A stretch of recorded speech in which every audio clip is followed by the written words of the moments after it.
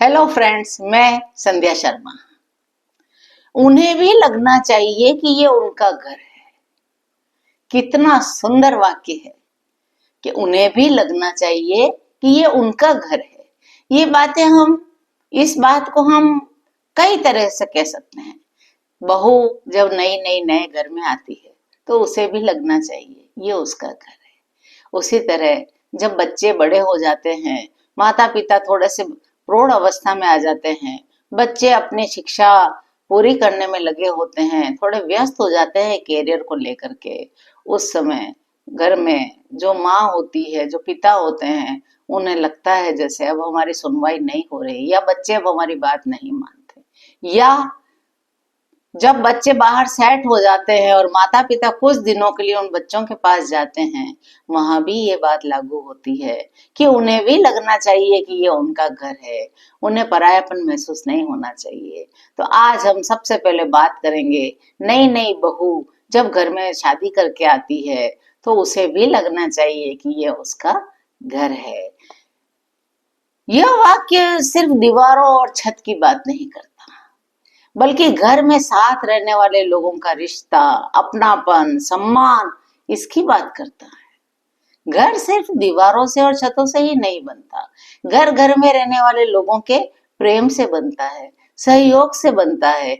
एक दूसरे के प्रति आप कितना सामंजस्य रखते हैं, घर उससे बनता है। जब बेटे की शादी होती है, हम घर में नए परिवेश से दूसरे घर की बेटी को ब्याह कर बड़े चाव से अपने घर में लाते हैं। वह बच्ची सिर्फ पति की ही नहीं, घर के सभी सदस्यों की कुछ न कुछ लगती है और वो बड़े अरमानों के साथ आपके घर में आती है। उसे वहां आपसे सबसे प्यार चाहिए, अपनापन चाहिए, महत्व चाहिए और सम्मान चाहिए होता है। उसे दिल से हमें अपनाना होगा ताकि वह ये महसूस कर सके यह मेरा भी घर है। ये लगना चाहिए उसे कि यह अब मेरा घर है और मेरा भी घर है।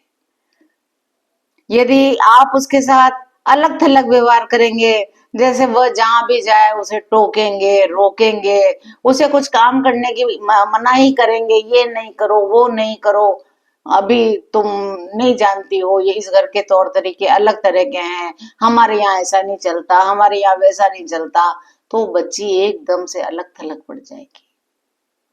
हालांकि आजकल छोटी छोटी नहीं होती है, बच्चियां बड़ी होती है, समझदार आती हैं, लेकिन फिर भी उसके दिल को ठेस पहुंचेगी। उसे लगेगा जैसे मैं किसी पराये के घर में घूम रही हूँ।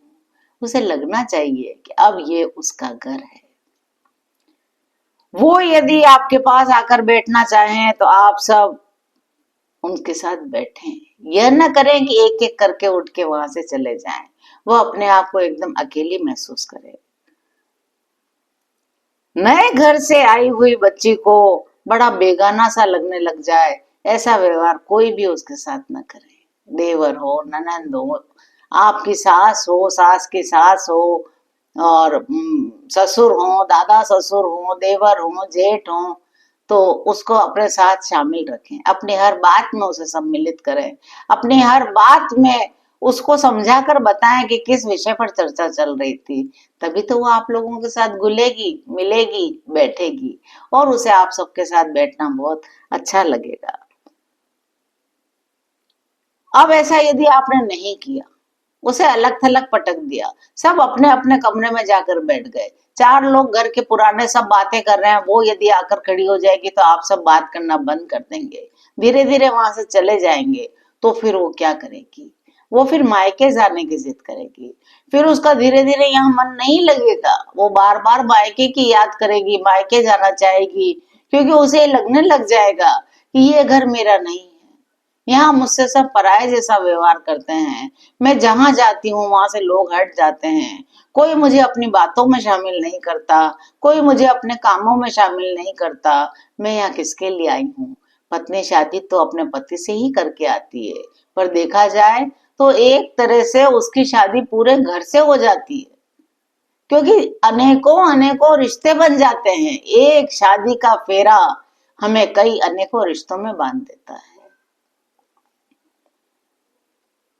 फिर जब उसे वो प्यार नहीं मिलेगा, उसे अपनापन नहीं मिलेगा, उसे अपना महत्व नहीं मिलेगा, उसे सम्मान नहीं मिलेगा, तो वो धीरे धीरे सबसे दूर हो जाएगी। और फिर वो मायके जाने की जिद करेगी, और मायके जाने से भी यदि काम नहीं चलेगा तो वो अपना अलग घर बसाने में लग जाएगी। फिर उसका ज्यादातर वक्त अपने कमरे में बीतने लग जाएगा। फिर आप ही को उससे शिकायत होगी, सारे दिन कमरे में रहती है, हमारे पास आकर ही नहीं बैठती। वो जब आना चाहती थी, वो जब बैठना चाहती थी, तब आपने उसे लगने नहीं दिया कि वो भी अब आप ही के घर का सदस्य है। तो शुरुआत में जब बेटे को शादी करके बहू को घर लाते हैं, तो अब नई बनने वाली सासों से मेरा निवेदन है, इस बात का बहुत ध्यान रखें, उसे अपने साथ रखें, उसकी इच्छा जाने, उसका महत्व समझें, उसे सम्मान दे, उसे अपनापन दे, उसे कहें उसकी मर्जी हो तो वो रसोई में आ सकती है, उसकी काम करने की इच्छा हो तो वो जो चाहे वो काम कर सकती है, उसे आराम की जरूरत हो तो वो आराम करने भी जा सकती है। इतना उस बच्ची को विश्वास में लेकर के आप जब रहेंगे तो आपका घर बड़ा सुंदर सा हो, महल जैसा, स्वर्ग जैसा हो जाएगा।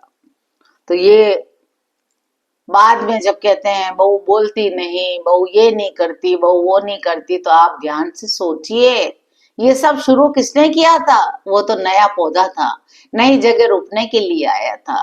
क्या आपने उसको छांव दी? क्या आपने उसको बराबर पानी दिया? क्या आपने उस नन्हे से पौधे की देखभाल की? तो अपनी गलती को आप स्वयं ही समझ जाएंगे।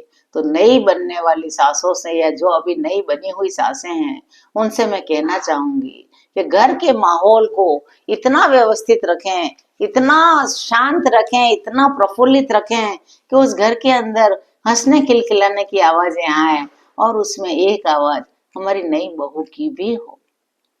वो भी सबसे बोलेगी, वो भी सबसे बात करेगी, वो भी अपने मायके की कुछ बात बताएगी, तो उसकी बातों को बड़े प्रेम से सुनिए। हमारे यहाँ ये नहीं चलता, हमारे यहाँ ये नहीं चलता, यदि इसी तरह हम टोका टोकी करेंगे तो एक दिन वो बहू हमसे बहुत दूर हो जाएगी, और फिर आपके पास पछताने के अलावा कुछ नहीं रहेगा। नया पौधा है, नई जगह रुकने आया है, उसकी तो बड़ी केयर करनी पड़ेगी। इन सबका जिम्मेदार जो घर की मुखिया है, महिला, वही होती है।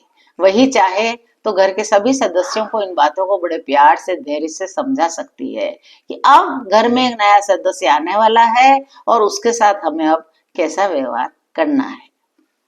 सास, ननद, जिठाने, देवरानी घर के अन्य सदस्यों के रूखेपन से उस नई कोंपल को खिलने से पहले ही कहीं मुरझा न दिया जाए, इस बात का बहुत ध्यान रखा जाए। तो मैं बस यही कहना चाहती हूँ कि बहू के आते ही सब कुछ सिखाने या समझाने के बजाय उससे कुछ दिन तक आत्मीयता का व्यवहार करें, उसे अपने साथ घुलने मिलने का अवसर दीजिए, धीरे धीरे उसकी भी सुनिए, फिर बाद में आप अपनी भी कहिए। एक बार आप सब एक दूसरे को जानने और समझने की कोशिश तो कीजिए, फिर देखिए कितना जल्दी वो नए घर से आई हुई बच्ची आपके घर में घुल मिल जाएगी और इस घर को ही अब अपना घर समझेगी, बड़े मनोयोग से समझेगी, सजाएगी, संवारेगी, इस घर का पूरा ध्यान रखेगी। तो आज की चर्चा को हम यही विराम देते हैं, कल इसी विषय पर फिर एक नया टॉपिक लेकर आएंगे। तब तक के लिए जय श्री कृष्णा।